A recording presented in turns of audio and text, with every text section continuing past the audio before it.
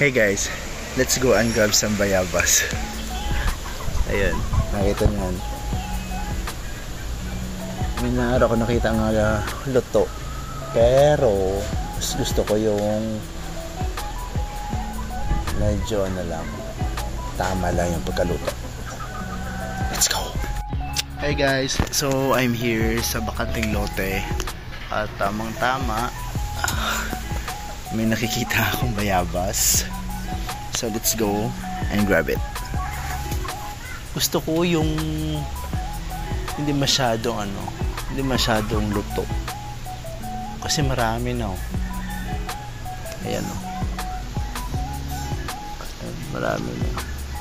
May mga luto na. Ayan. Yan yung kukunin ko. Kasi tama lang yan. But the rest is luto na at ayoko nung medyo naluluto. Let's go get it.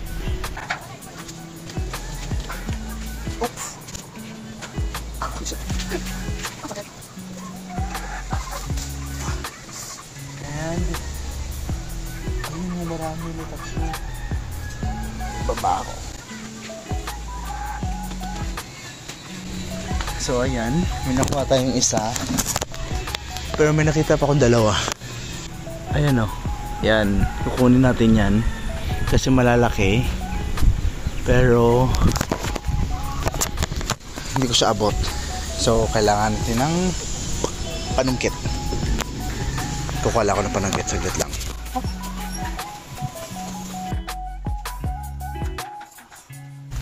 So let's go. Part 2.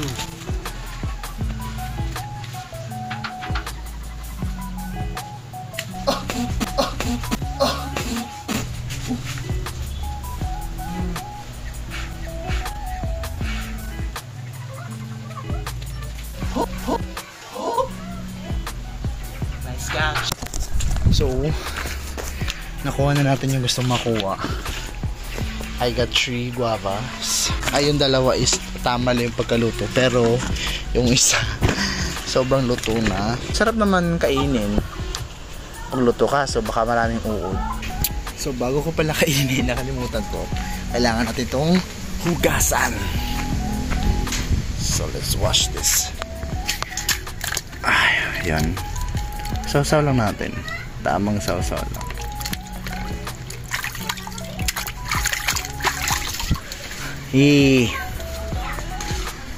So ayan, nakakuha na ako. Pamangkin ko yun. Feel ko kakain siya. Gusto mo? Hoy, gusto mo? Okay lang. It's eating time. Ito yung nakuha ko. Una, ito malaki. Pangalawa, and yung panghuli, itong medyo luto na. Ay hindi, luto na talaga. Amoy pa lang. Ito lang yung kakainin ko muna. Ito yung gusto kong kainin. Yung sakto lang.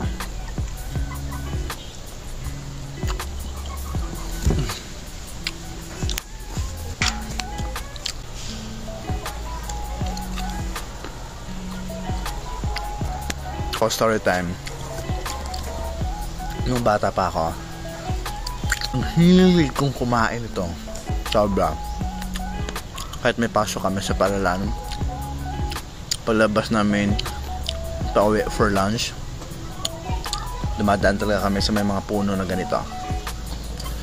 And then one day, so syempre kumakain tayo, kailangan natin magbawas, kailangan natin magpupo.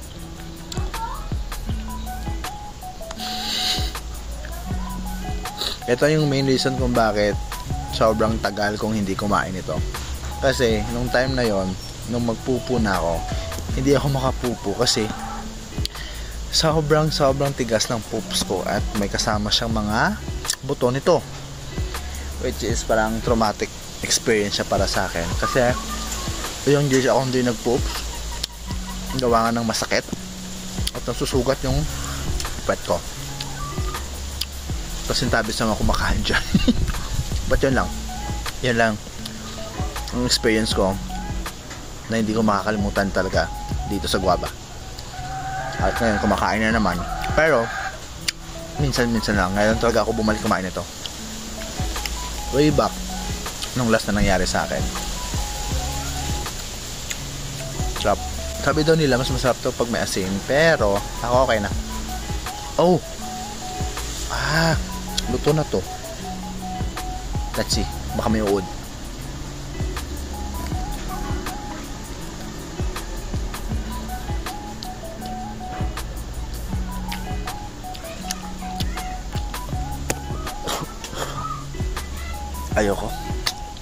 Ayoko ng lasa. Parang yung nalantana. Ayun lasa niya. So yun lang. Sana nag-enjoy ka at salamat sa panonood. See you on my next mini videos. Bye!